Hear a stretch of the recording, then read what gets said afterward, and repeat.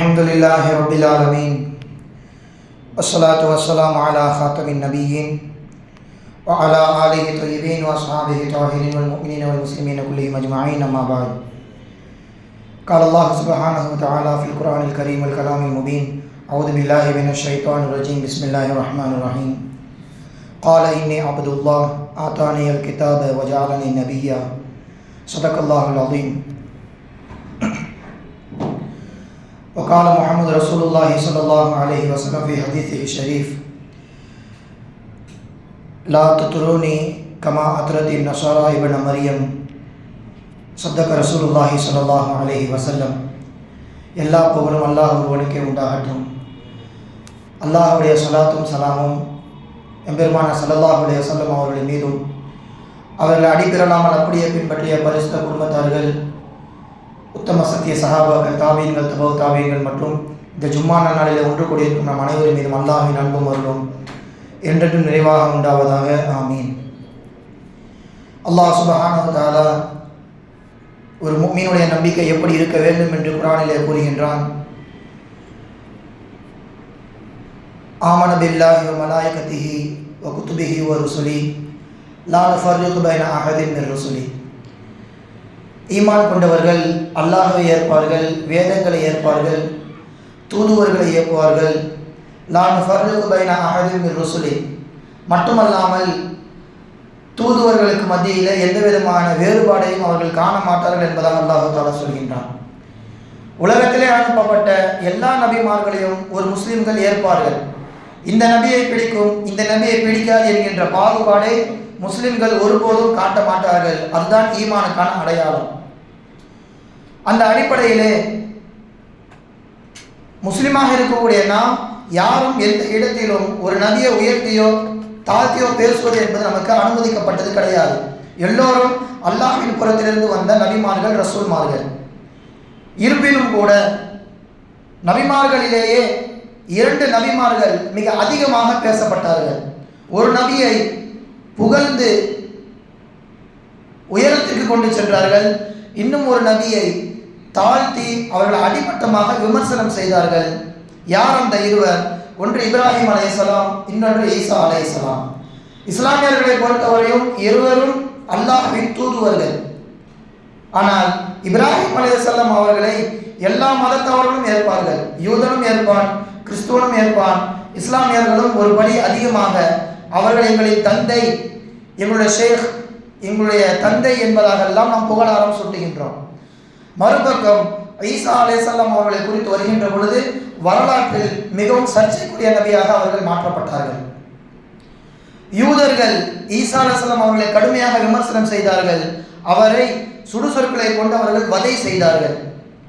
சொல்லப்போனால் அவரை ரசூலுல் கذாப், அவர் ஒரு மோசமான தூதுவர், அவர் ஒரு பொய்யர் என்பதாக எல்லாம் வசைப்பாடி ஒருபடி அதிகமாக ஹுவ சாஹிர் இப்னு சாஹிரா, சூனியக்காரியின் மகன் என்பதெல்லாம் விமர்சனம் செய்தார்கள்.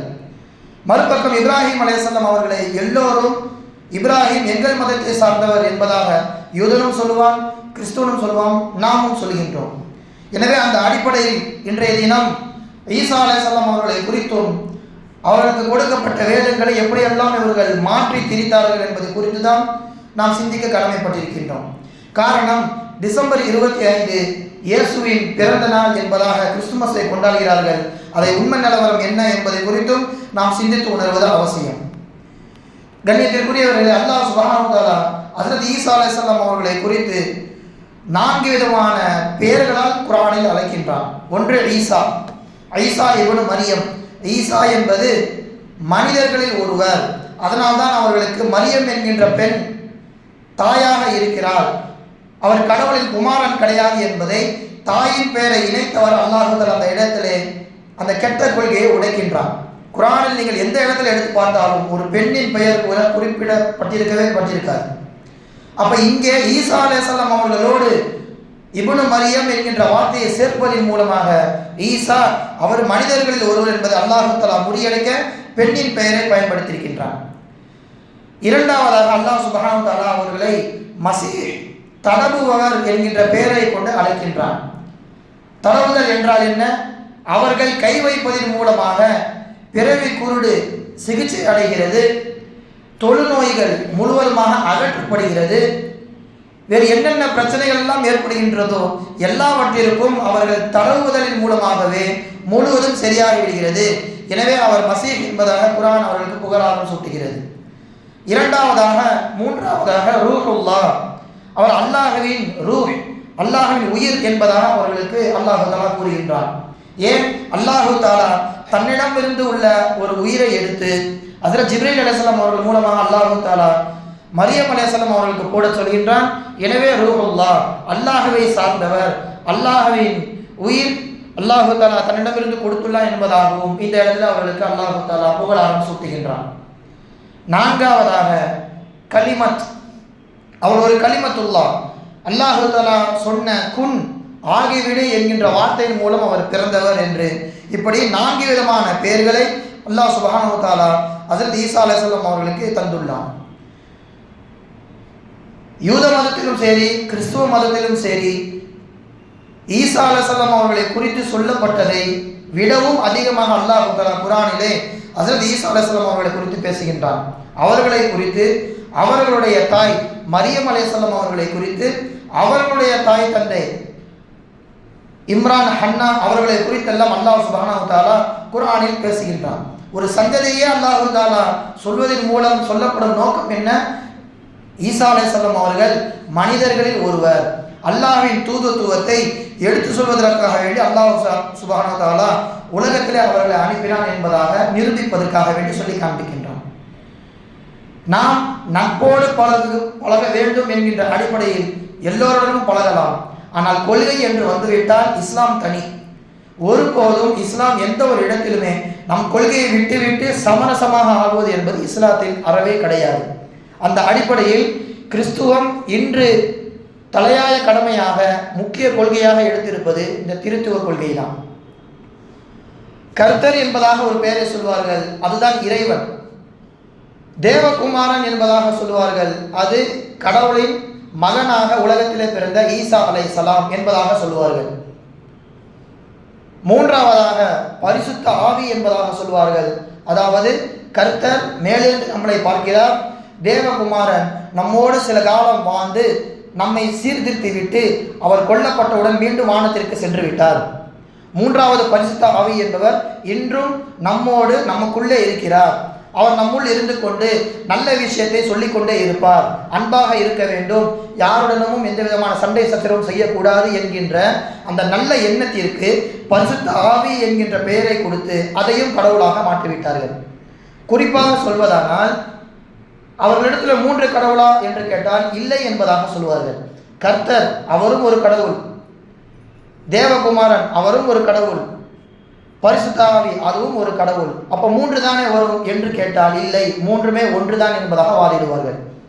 புரியும்படி சொல்வதானால் உலகத்திலே யாரிடத்தில் சென்றும் நீங்கள் இந்த கணக்கை கேளுங்கள், 1+1+1 எவ்வளவு என்று கேட்டால் நம்மெல்லாம் 3 என்று சொல்லுவோம், அவர்கள் 1 என்பதாக சொல்வார்கள். இப்படி ஒரு குழப்பமான ஒரு கொள்கையை அவர்களுக்குள்ளே வைத்துக்கொண்டு அதையே உண்மை என்பதாக அவர்கள் நம்பிக்கொண்டு வாழ்கிறார்கள். குர்ஆன் இதை அறவே மறுக்கிறது.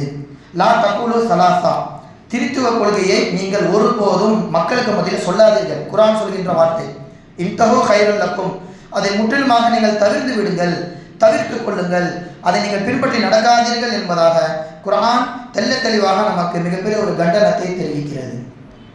அப்படி இருக்கையில் எப்படி இந்த கொள்கை உருவானது? ஹஜ்ரத் ஈசா அலைஹிஸ்ஸலாம் அவர்கள் மக்களை திருத்துவதற்காக வேண்டி பனி இஸ்ரவேலர்களுக்கு நபியாக அனுப்பப்படுகிறார்கள். பனி இஸ்ரவேலர்களுக்கு இருக்கின்ற ஒரு குணம், யாரையும் எளிதில் ஏற்க மாட்டார்கள். ஹஜ்ரத் மூசா அலைஹிஸ்ஸலாம் அவர்களை எவ்வளவு கொடுமைப்படுத்தினார்கள், எவ்வளவு அதிசயங்களை கண்ணுக்கு நேராக அவர்கள் பார்த்தோம், தொந்தரவு கொடுத்தார்கள். அப்படி ஒரு தொந்தரவை கொடுத்தவர்கள் தான் இந்த யூதர்கள்.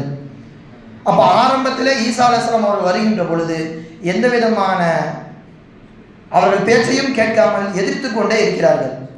அல்லாஹ் அதனால தான் அவங்களுக்கு ஆரம்பத்திலே ஒரு முடிவுரை எழுதி வைத்திருந்தான். என்ன? இவர் ஒரு நபி தான், இவர் விஷயத்தில் பின்னால் கண்டிப்பாக கருத்து வேறுபாடு கொள்ளப்படும் என்பதை நினைத்து என்னவோ அல்லாஹ் தஆலா அவர்களை குழந்தையிலேயே பேச வைத்தார். எந்த ஒரு நபிக்கும் அல்லாஹ் தஆலா அப்படி கொடுக்கவில்லை. பிறந்த குழந்தையாக இருக்கின்ற பொழுதே அல்லாஹ் தஆலா அவர்களை பேச வைத்தான். அவர்கள் பேசிய வார்த்தை என்ன? இன்னி அப்துல்லா, நான் அல்லாஹ்வின் அடியானாக இருக்கின்றேன். ஆதானியல் கிதாப், அல்லாஹ் எனக்கு வேதம் கொடுக்க இருக்கின்றான். வஜஅலனி நபியா, நான் நபியாக இருக்கிறேன் என்பதாகவும் குழந்தையாக இருக்கின்ற பொழுதே சொல்லிவிட்டார்கள். வேறு எந்த ஒரு குழந்தையும் நபியாக இருக்கின்ற பொழுது பேசவே இல்லை. அப்போ அல்லாஹ் இங்கே அவர்களுக்கு முத்திரை குத்திவிட்டால் அவர்கள் ஒரு நபி என்பதாக. காலம் செல்கிறது, யூதர்களுக்கே உண்டான அதே கேள்வி, அதிசயம் செய்து காட்டுங்கள், நீங்கள் அதிசயம் செய்தால் உங்களை நாங்கள் ஈமான் கொள்கிறோம் என்பதாக வாய் சவடால் விட்டார்கள். தொடர்ந்து ஏராளமான அதிசயங்கள், உங்களுக்கு வானத்திலிருந்து உணவு வேண்டுமா, தட்டோடு இறக்குகிறேன் என்பதாக அல்லாஹ்விடம் துவா செய்து காண்பித்தார்கள். அதையும் மறுத்தார்கள். பிறவி குருடனை நான் சரி செய்கிறேன், என் கைகளில் தடுவதன் மூலமாக அல்லாஹு தாலாவின் பெயரை கூறி நான் தடவுகிறேன், அதன் மூலம் அவருக்கு ஷிஃபா கிடைக்கும் என்பதை செய்து காண்பித்தார்கள். பிறவி குருடனுக்கும் கண் வந்தது. இறந்து போனவரை உயிர் கொடுத்து எழுப்ப வேண்டுமா, அதையும் நான் செய்கிறேன்.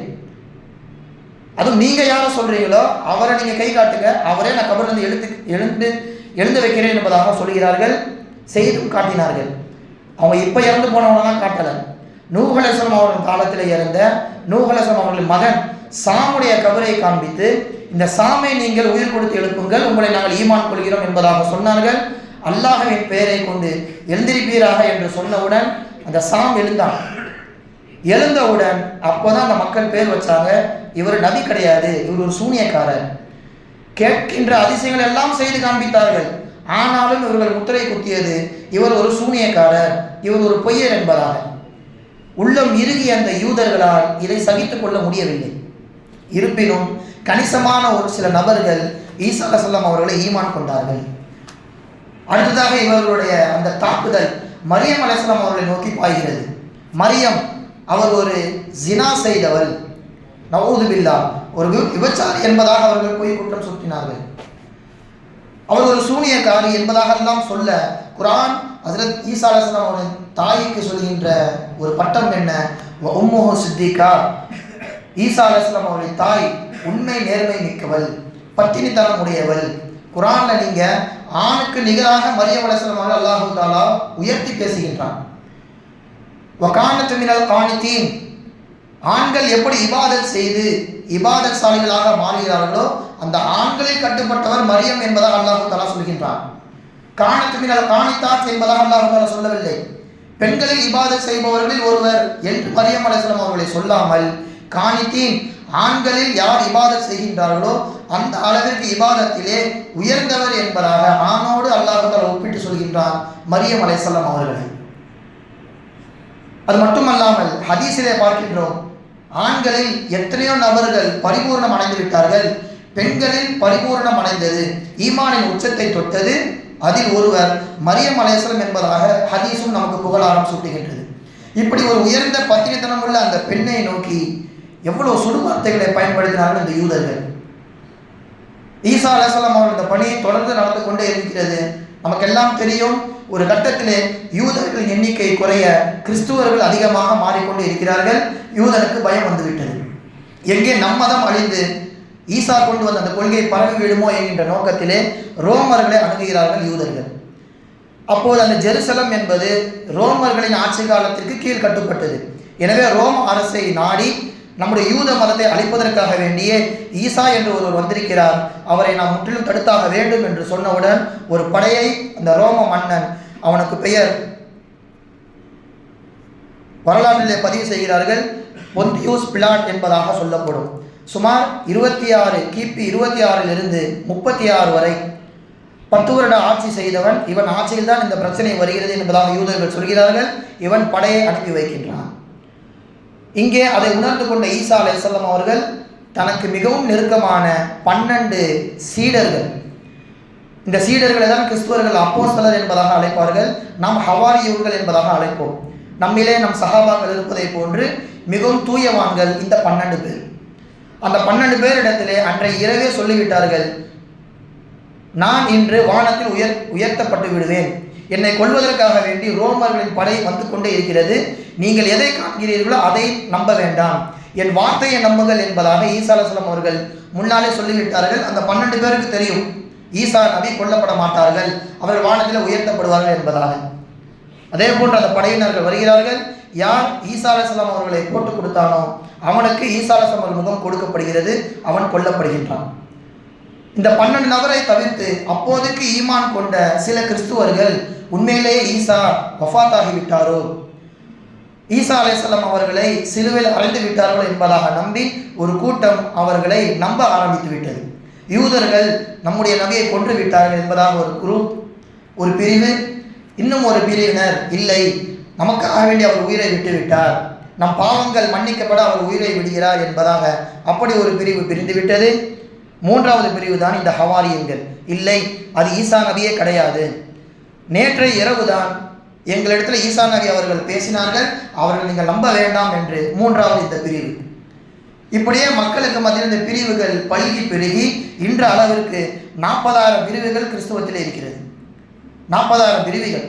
ஒவ்வொருவரும் ஒவ்வொரு கதையை புனைந்தவாறு தன்னுடைய மதத்தை நடத்தி கொண்டே இருக்கிறார்கள். இப்படியெல்லாம் ஏகத்துவத்தில் ஆரம்பித்த இந்த கொள்கை இன்று முழுக்க முழுக்க பாழாகிவிட்டது. காரணம் யூதர்கள் அந்த சதிவடை. அதற்கு பிறகு நமக்கெல்லாம் தெரியும், அல்லாஹ் சுப்ஹானஹு வ தஆலா நம் நபி ஸல்லல்லாஹு அலைஹி வஸல்லம் அல்லாஹ் தஆலா அனுப்புகின்றான். ஏகத்துவ கொள்கையை மீண்டும் மக்களுக்கு மத்தியில் சொல்லப்படுகின்றது.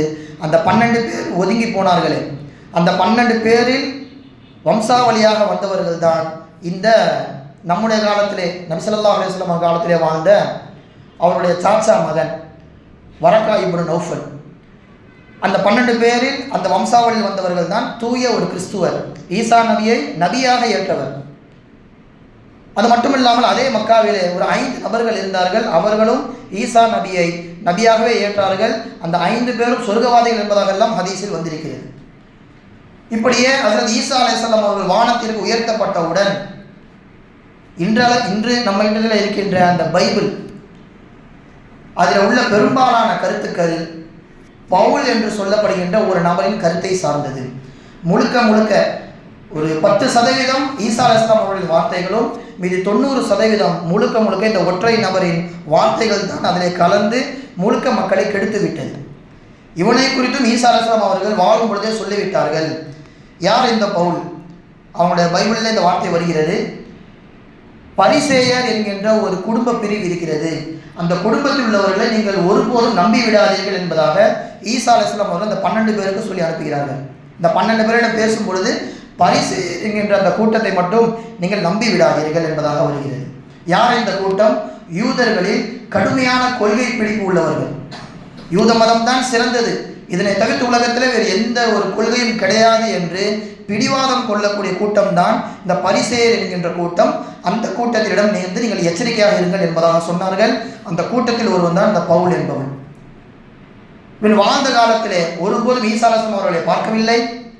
ஈசா அலைஹிஸ்ஸலாம் அவர்கள் இருக்கின்ற அந்த ஜெருசலத்தில் கூட இவன் வாழவில்லை. துருக்கி நாட்டிலே தர்சூஸ் என்கின்ற பகுதியில் தான் இவன் பிறந்தான், இந்த பவுல் என்பவன். ஈசா அலைஹிஸ்ஸலாம் அவர்கள் வானத்திற்கு உயர்த்தப்பட்டதற்கு பிறகு, மக்களுடைய பார்வையில் கொல்லப்பட்டதற்கு பிறகு இவன் ஜெருசலத்திற்கு வருகின்றான். ஜெருசலத்திற்கு வந்து அங்கு உள்ள அந்த கிறிஸ்துவர்களை, உண்மையான கிறிஸ்துவர்களை தொந்தரவுப்படுத்துகின்றான். அதையும் பைபிள் அவர்களே குறிப்பிட்டிருக்கிறார்கள். பார்க்கின்ற ஆண்களையும் பெண்களையும் சிறைபிடித்து கொண்டு அடித்து துவைத்து வெளியே இழுத்து போடுவான், அவன்தான் பவுல் என்பவன் என்று அந்த பைபிளில் கூறப்படுகிறது. அங்கிருந்து தப்பித்து சென்றவர்கள் டமாஸ்கஸிலே, திமிஷ்கிலே சென்று தஞ்சம் புகுகிறார்கள், உண்மையான ஈமான் கொண்டவர்கள். அப்போதும் இவன் சும்மா இல்லாமல் அங்கே அந்த ஜெருசலத்தில் இருக்கின்ற யூத மத தலைவர்களிடம் அனுமதி வாங்கி, நான் அங்கு சென்று அந்த கிறிஸ்துவர்களையும் பிடித்து வருகின்றேன், அவர்களை விட்டால் அவர்கள் மூலமாக உலகம் முழுக்க பரவிவிடும் என்று இவன் ஒரு படையை கூட்டிக் கொண்டு டமாஸ்கஸிற்கு, திமிஷ்கிற்கு செல்கின்றான் அந்த பவுல் என்பவன். போகின்ற வழியில்தான் இவன் கண்ட காட்சியை மக்களுக்கு மத்தியிலே சொல்லி ஒரு தீராத ஒரு பாசத்தை பெற்று அதன் மூலமாக யூத கொள்கையை கிறிஸ்துவுக்குள்ளே அவன் புகுத்துகின்றான். அவன் போகும் பொழுது டமாஸ்கஸை நெருங்குகின்ற சமயத்திலே இவனுக்கு ஒரு ஒளி தெரிந்ததாம். இதுவும் பைபிள் அவர்களே குறிப்பிடுகிறார்கள். ஒளி தெரிந்ததாம். அந்த ஒளி இவனிடத்திலே சொன்னது, ஏன் என்னை தொந்தரவு செய்கின்றாய், என்னை போட்டு வதைக்கிறாயே என்பதாக அந்த ஒளி பேசியதாம். பதிலுக்கு இவன், நீர் யார் என்பதாக கேட்கிறான் இந்த பவுல் என்பவன். நான் தான் இயேசு, என்னை நீ சித்திரவதை செய்யாதே என்பதாக அந்த ஒளி பேசியது. எனவே அன்றிலிருந்து எனக்கு மன உதிப்பு, மனமாற்றம் ஏற்பட்டது என்பதாக இந்த பவுல் என்கின்ற யூதன் நான் கிறிஸ்துவனாக மாறிவிட்டேன் என்பதாக சொல்கின்றான். இது ஒரு சாதாரண சம்பவம். இந்த சம்பவத்தை தனிநபராக இவன் சொன்னால் அது எடுபடாது. எனவே படைப்பிரிவினர்களும் இதை பார்த்தார்கள், இந்த வார்த்தையை கேட்டார்கள் என்று சொன்னால் இதோடு இந்த சம்பவத்தை நாம் ஓரளவுக்கு நம்பலாம். ஆனால் இவன் போய் என்ன சொல்கிறான் அப்படின்னா, இதே சம்பவம் அதே பைபிளில் 3 இடங்களில் வேறு வேறு வார்த்தைகளை பயன்படுத்தி இப்படி ஒரு சம்பவமே நடக்கவில்லை என்று சொல்லும் அளவிற்கு மாற்றி திரித்து சொல்கின்றான். ஒரு இடத்திலே நான் அந்த ஒளியை பார்த்தேன், அந்த சத்தத்தை கேட்டேன் என்பதாகவும், என்னோடு வந்தவர்கள் ஒளியை பார்த்தார்கள், சத்தத்தை கேட்கவில்லை என்பதாக ஒரு இடத்தில், மற்றொரு இடத்திலே என்னோடு வந்தவர்கள் ஒளியை பார்க்கவில்லை, சத்தத்தை மட்டும்தான் கேட்டார்கள் என்பதாக ஒரு இடத்தில், மூன்றாவது ஒரு இடத்திலே நாங்கள் எல்லோரும் மயக்கம் போட்டு விழுந்து விட்டோம், யாருமே சத்தம் கேட்கவில்லை, பிறகு மனதிலே எனக்கு உதிப்பு ஏற்பட்டது, எனவே நான் கிறிஸ்துவனாக மாறினேன் என்பதாக ஒரு இடத்தில். இப்படி முன்னுக்கு பின் முரணாக ஒரே சம்பவத்தை மாற்றி திரித்து தங்கள் பைபிளிலே இதை எழுதி வைத்துள்ளார்கள். இதிலிருந்தே தெரிந்துவிடும் இவன் கட்டமைத்த அந்த கிறிஸ்துவம் என்பது முழுக்க முழுக்க இவன் தனிப்பட்ட யூத கொள்கையை புகுத்துவதற்காக வேண்டி. அதோடு அவன் நிற்கவில்லை. அவன் மேலும் சொல்கின்றான், பவுல் என்பவன், இயேசு எனக்கு தோற்றம் அளித்தார். இதுவரைக்கும் முன்னாடி இயேசுவை பார்த்ததே இல்லை என்பதாக நம்ம சொல்லியிருந்தோம். பார்க்காத ஒரு நபருக்கு அந்த விஷன், அந்த காட்சி காண்பிக்கப்படுகிறது. அதை கண்டு இயேசு இவருக்கு உபதேசம் செய்தாராம். அதுவும் 2 இடத்துல முரணாக வருகிறது. என்ன விஷயம்? பவுலே, நீ டமாஸ்கஸுக்கு சென்று அங்கே அனனியாஸ் என்கின்ற ஒரு நபர் இருப்பார், அவரிடத்தில் சென்று என்ன செய்ய வேண்டும், அடுத்து உன்னுடைய பணி என்ன என்பதாக கேட்டு தெரிந்து கொள், அதுதான் உன்னுடைய வேலை என்பதாக ஒரு இடத்தில் வருகின்றது. இன்னும் ஒரு இடத்திலே இயேசு என்னிடத்தில் நேரடியாக பேசினார். நேரடியாக பேசி என்ன சொன்னார் என்றால், இன்று முதல் யூத கொள்கையை விட்டுவிட்டு கிறிஸ்துவ மதத்தை பரப்ப வேண்டும் என்கின்ற பணியை எனக்கு கொடுத்தார் என்பதாக ஒரு இடத்தில் அந்த பவுல் என்பவர் பதிவு செய்கின்றார். அங்கே சென்று வேலையை வாங்கிக் கொள் என்பதாக ஒரு இடத்திலும், இயேசு என்ன பணியை கொடுத்தார் என்பதை அந்த இடத்திலும் இப்படி முன்னுக்கு பின் முரணாக ஒரே இடத்தில் சொல்லிக்கொண்டு மாட்டிக்கொண்டு விட்டார். இருந்தாலும் அப்புள்ள மக்களுக்கு அது புரியவில்லை. இவர் இயேசுவே கண்ணிலே கண்டு விட்டாரே என்பதாக மக்களின் மனம் மாறுகின்றது. உண்மையில் ஈமான் கொண்ட அந்த 12 நபர்களும் அவர்களை பின்பற்றியவர்களும் இவனை பொய்யன் என்பதாக ஆரம்பத்திலேயே சொல்லிவிட்டார்கள். காரணம், ஏற்கனவே சொன்னதை போன்று அந்த பரிசேயர் என்கின்ற குடும்பத்தை சார்ந்தவன் தான் இவன், இவனுடைய வார்த்தைகளை நம்பக்கூடாது என்று அந்த 12 பேரும் ஈமான் கொண்டவர்களும் எவ்வளவோ பாடுபட்டார்கள். இருப்பும் இவனுடைய மாய வலைக்கு பலகீனமான ஈமான் உள்ளவர்கள் முழுவதுமாக அகப்பட்டார்கள். சிலர் அவரின் பேச்சை கேட்டும் சென்றார்கள். இப்படிதான் இவன் தன்னை நம்ப வைப்பதற்காக வேண்டி இயேசு தனக்கு காட்சி அளித்தார் என்பதாக சொல்லி மக்களுக்கு முதலில் ஊடுருவினான். இது மட்டும் இல்லாமல் அந்த ஒளியை குறித்தும் அவனே மக்களுக்கு மத்தியில் பிரச்சாரமும் செய்கின்றான். நீங்கள் ஒளி என்பது இறைவன் புறத்திலிருந்து வருகிறது என்பதாக நம்ப வேண்டாம், இது அவன் சொல்கின்ற வார்த்தை. ஒளி என்பது இறைவன் புறத்திலிருந்து தான் வருகிறது என்பதாக நீ நம்ப வேண்டாம், ஷைத்தானும் கூட ஒளி வடிவில் உங்களிடத்தில் வந்து பேசுவான் என்பதை உபதேசம் என்கின்ற பெயரிலே மக்களுக்கு முதலே உளறி கொட்டியிருக்கின்றான். அப்போ இவனுக்கு காண்பித்த அந்த ஒளி என்னவாக இருக்கும் என்பது நமக்கெல்லாம் புரிந்துவிடும். அது ஷைத்தான் தான் வந்து என்ன சொல்கின்றது, ஈசா அலைஹிஸ்ஸலாம் அவர்கள் சொன்ன அந்த கொள்கையை விட்டுவிட்டு இவனிடத்திலே மாற்றுக் கொள்கையை புகுத்துகின்றது என்றால் கண்டிப்பாக அது ஈசா அலைஹிஸ்ஸலாம் அவர்களாக இருப்பார்கள். ஷைத்தானுடைய ஊன்றுகோல், ஷைத்தானுடைய தூண்டுதல் தான். அவன் தான் ஒளியாக வந்து இவனுக்கு மத்தியிலே அந்த விஷயத்தை சொல்லி மக்களுக்கு மத்தியிலே பரப்ப செய்கின்றான். அந்த ஒளி வந்து என்னவெல்லாம் சொல்லும் என்பதையும் சொல்கின்றான். ஷைத்தான் என்பவன், சாத்தான் என்பவன் மக்களுக்கு மத்தியிலே போலி அப்போஸ்தலர்களை உருவாக்குவான். அப்போஸ்தலர்கள் என்றால் ஈசா அலைஹிஸ்ஸலாம் அவர்களை ஈமான் கொண்ட தூயவான்களான அந்த 12 பேர். இவர்களை தவிர்த்து அப்போஸ்தலர் என்பது யாரும் கிடையாது, அதாவது நம்முடைய பாஷையிலே சஹாபாக்கள். அப்போ நானும் இதில் ஒரு அப்போஸ்தலர் தான், நானும் அந்த சீடர்கள் ஒருவன் தான் என்பதாக இவன் வாதிக்கின்ற பொழுதே தெரிகின்றது ஷைத்தான் என்னிடத்தில் என்ன விஷயம் போட்டிருக்கின்றான் என்று.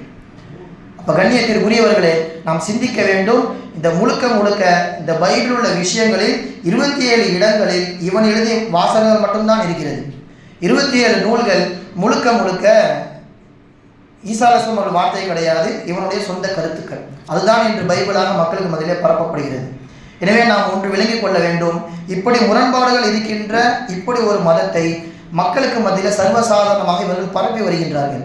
அதிலும் குறிப்பாக முஸ்லிம்கள் தான் இதில் அதிகமாக பாதிக்கப்படுகிறார்கள். செம்மஞ்சேரியிலே அனைவருக்கும் தெரிந்த ஒரு ஏரியா தான். அங்கே ஃப்ளாட்டிற்கு சென்று வீட்டிற்குள்ளே சென்று மக்களுக்கு மத்தியிலே இந்த பிரச்சாரத்தை செய்கிறார்கள். எங்கெல்லாம் இது போன்ற முரண்பாடுகள் வருகின்றதோ அது எல்லாம் விட்டுவிட்டு மக்களுக்கு மத்தியிலே பைபிளில் உள்ள சில நல்ல விஷயங்களை, ஏகத்துவ விஷயங்களை சொல்லி அவர்கள் கிறிஸ்துவர்களாக மாற்றுகிறார்கள். இது போன்ற பல அனாச்சாரங்கள் அந்த ஏரியாவில் நடந்து வருகிறது. இது போன்ற கொள்கையில் நாம் தெளிவாக இருந்துவிட்டால் நம்முடைய ஈமானை அசைப்பதற்கு யாரும் வர முடியாது. அல்லாஹ் சுப்ஹானஹு வ தஆலா தெளிவாக சொல்லிவிட்டான். கிறிஸ்துவர்கள், நபி ஸல்லல்லாஹு அலைஹி வஸல்லம் அவர்கள் சொல்கிறார்கள், கிறிஸ்துவர்கள் 72 கூட்டமாக பிரிந்தார்கள். 72 கூட்டமும் தான் சத்திய பாதத்தில் இருக்கிறோம் என்பதாக சொல்லிக் கொள்வார்கள்.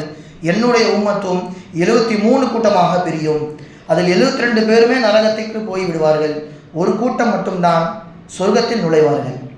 யா ரசூலல்லாஹ், யார் அந்த ஒரு கூட்டம் என்பதாக சஹாபா பெருமக்கள் கேட்க, நானும் என்னுடைய தோழர்களும் எந்த பாதையில் சென்றோமோ அந்த பாதையில் செல்பவர்கள் தான் அந்த ஒரு கூட்டம் என்பதை ரசூலுல்லாஹி ஸல்லல்லாஹு அலைஹி வஸல்லம் அவர்கள் மிக தெளிவாக நமக்கு சொல்லி காண்பித்திருக்கிறார்கள். அந்த ஒரு கூட்டத்தில் ஒருவராக அல்லாஹ் தஆலா நம்மை ஆக்குவானாக. ஈமானோடு நாம் பிறந்தோம், ஈமானோடு நாம் வஃபாத் ஆகுவது தான் நமக்கான மிகப்பெரிய ஒரு வெற்றி.